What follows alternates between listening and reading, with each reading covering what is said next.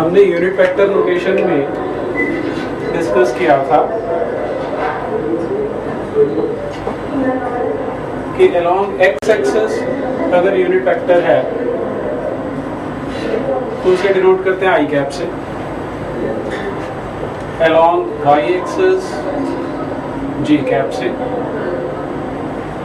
Along Z axis के cap से।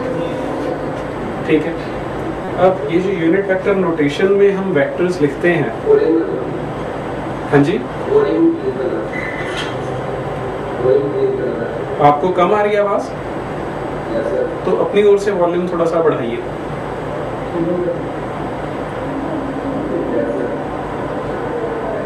Raman sir volume बढ़ा देना थोड़ा सा उधर। हाँ जी, तो यूनिट वेक्टर नोटेशन में जब हम वेक्टर लिखते हैं,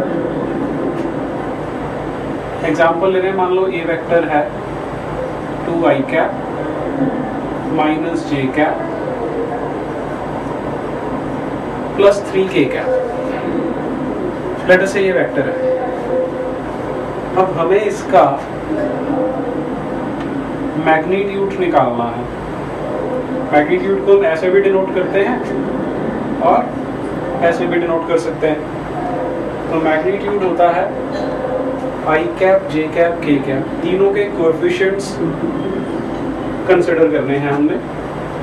2 square plus 1 square plus 3 square under root, ये इसका मैग्नीट्यूड आ रहा है।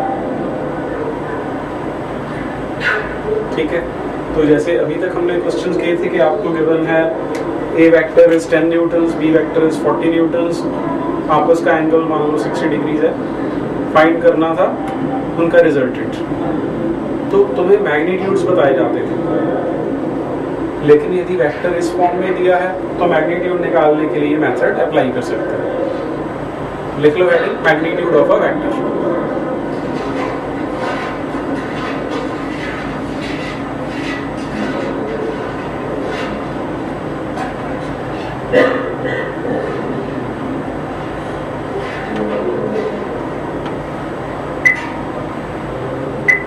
If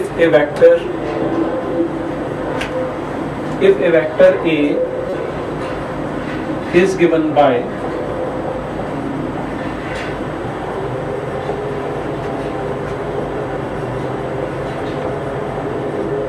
AXi cap plus AYJ cap plus AZK cap, then its magnitude is given by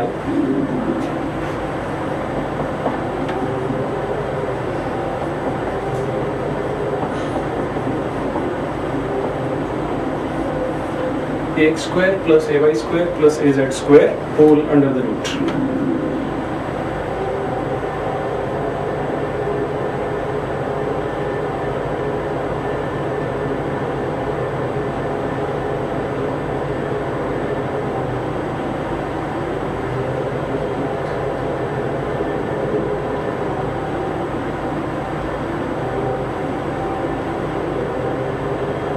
अब इस नोटेशन का हमें बेनिफिट क्या है कि इसमें addition of vectors, subtraction of vectors या मल्टीप्लिकेशन ऑफ वेक्टर्स काफ़ी सिंपल हो जाती है।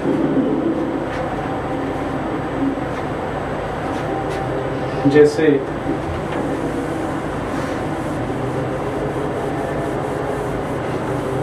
यदि हम एग्जांपल लेते हैं, ए वेक्टर है 2i cap plus 2j cap minus 3k cap, और बी वेक्टर है i cap minus j cap plus 2k cap. तो अब तुमसे पूछा है A vector plus B vector, तो i कैप वाले को आई कैप वाले से ऐड कर लेंगे, जे कैप वाले को जे कैप से, के कैप वाले को के कैप से। तो ये बनेगा 3i कैप, क्या आएगा आगे, प्लस जे कैप माइनस के कैप। तो इसमें आपको कोई फॉर्मूला नहीं लगाना पड़ा कि रिजल्टेंट है तो A square plus B square plus कोई भी कॉस थीटा होगा, स्ट्रेट अवे ऐड करके निकल आता है। इसी प्रकार यदि निकालना है A vector minus B vector, तो 2 - 1 आई कैप क्या आएगा, प्लस 3 जे कैप माइनस 5 के कैप। और ऐसे ही ए वेक्टर डॉट बी वेक्टर निकालना हो तो इसे एक बार ऐसे समझ लेते हैं। हम कहते हैं ए वेक्टर डॉट बी वेक्टर होता है ए बी कॉस थीटा। तो दोनों वेक्टर्स का मैग्नीट्यूड इनटू कॉस थीटा कर लिया। तो यदि हमें आई कैप डॉट आई कैप निकालना होगा तो ये ए वेक्टर है, ये बी वेक्टर है, यूनिट वेक्टर्स का मैग्नीट्यूड कितना होता है 1। तो 1 × 1 इंटू cos 0 डिग्री, क्योंकि दोनों ही सेम डायरेक्शन में है।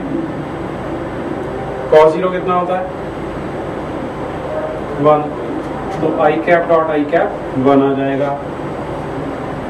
ऐसे ही जे कैप डॉट जे कैप भी 1 आ जाएगा और के कैप डॉट के कैप भी 1 आ जाएगा। ठीक है, लेकिन यदि हम आई कैप डॉट जे कैप करेंगे तो 1 × 1 इन दोनों के बीच में कितना एंगल होगा 90 डिग्रीज। cos 90 डिग्रीज, cos 90 कितना होता है 0, आंसर 0 आ गया। ठीक है, ऐसे ही जे कैप डॉट के कैप करना होगा तो 0 आ जाएगा, के कैप डॉट आई कैप करना होगा तो वो भी 0 आ जाएगा।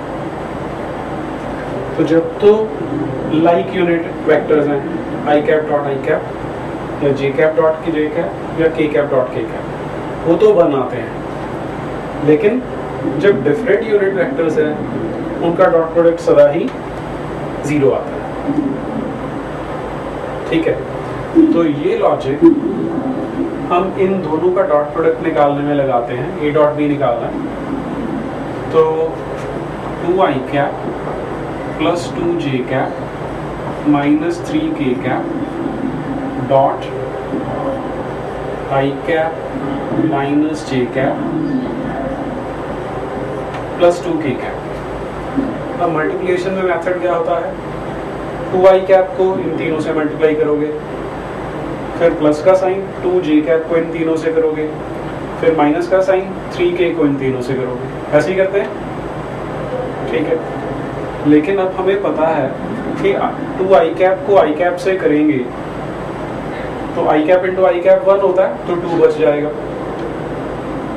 2 आई कैप को जे कैप से करेंगे तो 0 आएगा, क्योंकि आई कैप डॉट जे कैप 0 होता है। ऐसे ही आई कैप डॉट के कैप भी 0 होगा।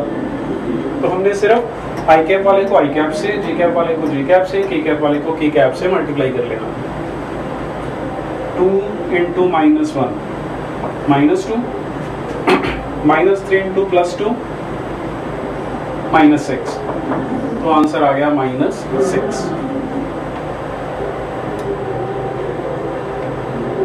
आया समझ में? करो नोट फिर।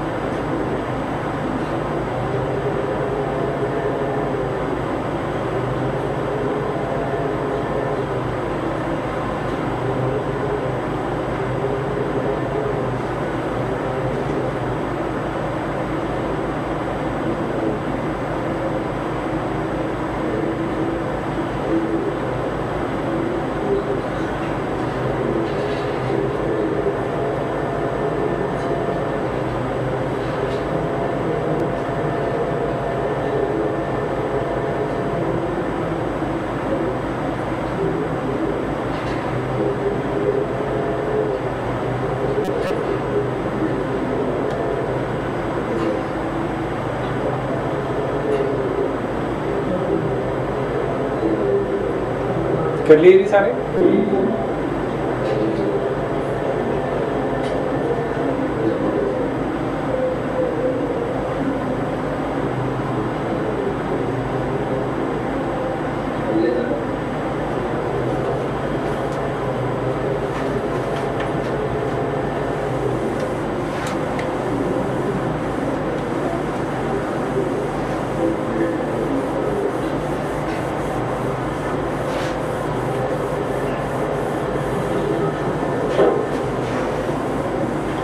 अब इनका क्रॉस प्रोडक्ट निकालते हैं।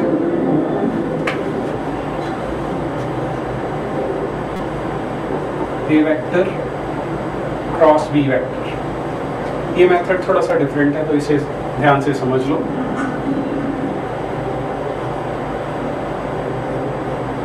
पहले हम एक रो बना लेते हैं जिसमें आई कैप, जे कैप और के कैप लिखा।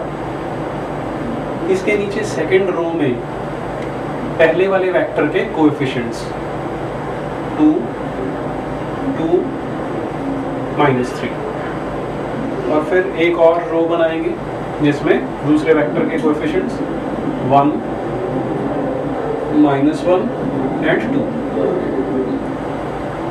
तो ये एक 3x3 का अरेंजमेंट या 3x3 का मैट्रिक्स बन जाएगा। ठीक है, अब इसे सॉल्व करना है। पहले आई कैप लिख लेते हैं, और आई कैप वाली रो और आई कैप वाला कॉलम अगर इन्हें इग्नोर कर दें तो ये वाले 4 डिजिट्स बच जाते हैं।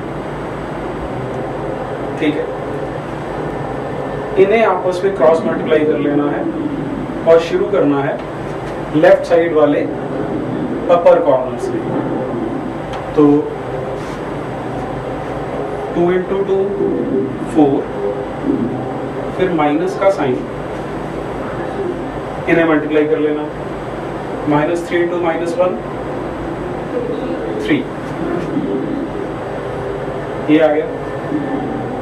इसके बाद माइनस जे कैप, माइनस लिखना है जे कैप से पहले।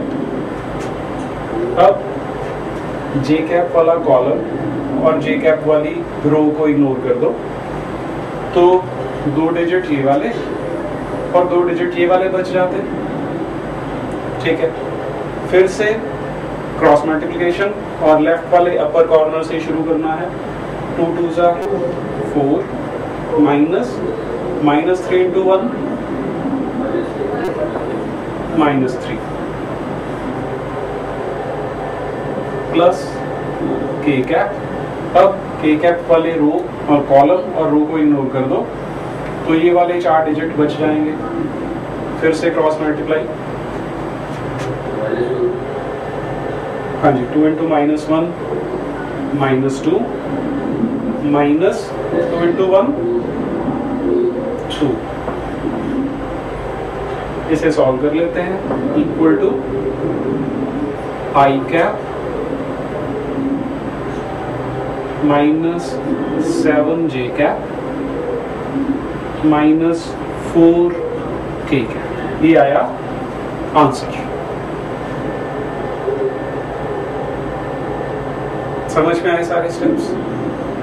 Yes sir. तो कर लो फिर नोट।